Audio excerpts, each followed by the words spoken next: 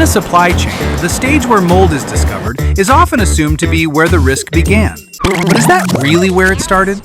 Imagine a shipment that moves through production, packaging, and transportation, only for mold to be discovered after it reaches its destination.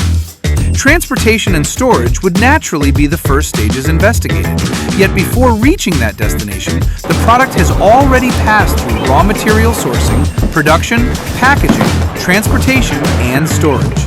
Dormant mold spores may already be present in the raw materials, on material surfaces, or in the surrounding environment.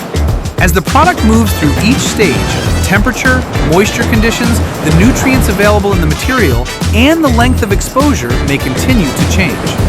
Viewed separately, none of these changes may appear significant, but when the conditions for growth come together, dormant spores may begin to germinate and eventually develop into visible mold.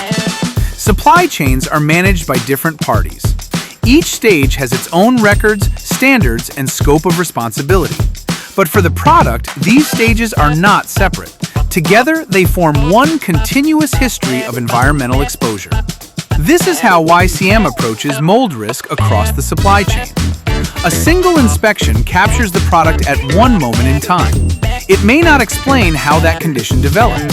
If the investigation stops where mold becomes visible, a company may assign responsibility to the wrong stage, take corrective action at the wrong point, and face the same problem again.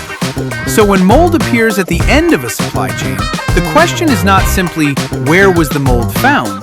The more important question is how far back should the investigation go to understand where the conditions behind the risk began to accumulate?